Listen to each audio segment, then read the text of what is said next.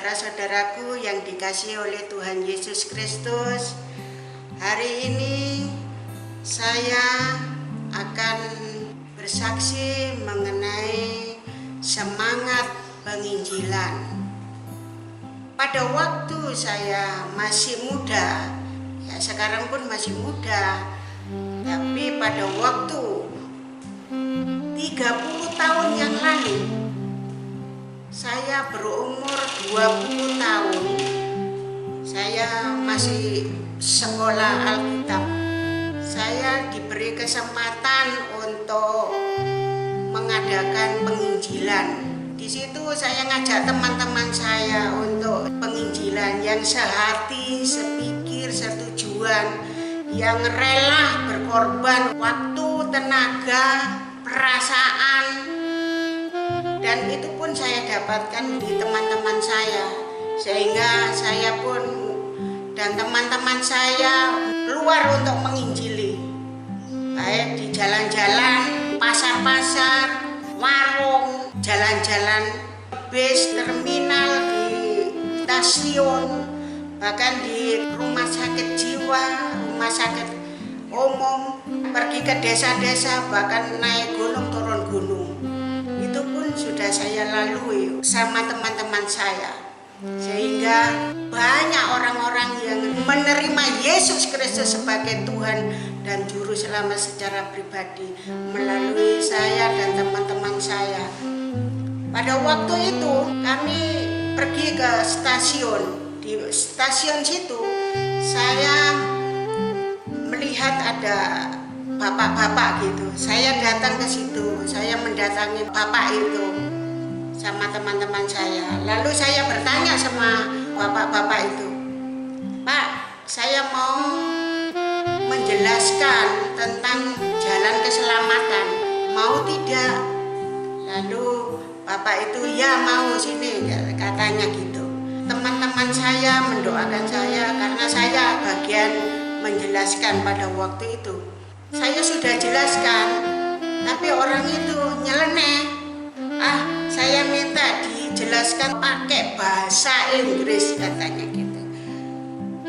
Lalu saya bilang, "Saya ini orang Indonesia, Bapak juga sepertinya orang Indonesia.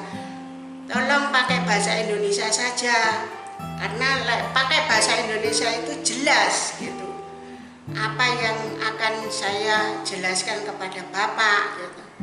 Masih tetap tidak mau. Lalu saya tanya sama teman saya, "Kamu mau nggak menjelaskan pakai bahasa Inggris?" Geleng-geleng tidak.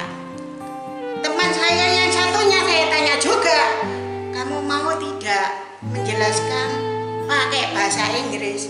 Tidak mau. Lalu saya tanya diri saya sendiri, "Ruth, kamu mau tidak menjelaskan pakai bahasa Inggris?" Lalu saya juga geleng-geleng. Tiga-tiganya itu geleng-geleng kepala. Akhirnya saya bilang sama Pak, semua nggak ada yang mau menjelaskan dengan berbahasa Inggris. Lalu Bapak, "Pokoknya aku nggak mau." "Baiklah Pak, kalau Bapak nggak mau, saya langsung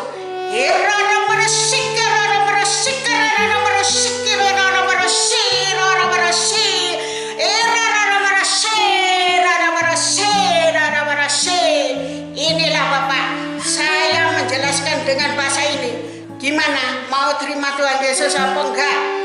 Lalu Bapak, "Oh ya, saya mau. Baiklah Pak, kalau sampean mau, saya akan jelaskan bahwa sampean harus terima Tuhan Yesus Kristus sebagai Tuhan dan Juru Selamat secara pribadi.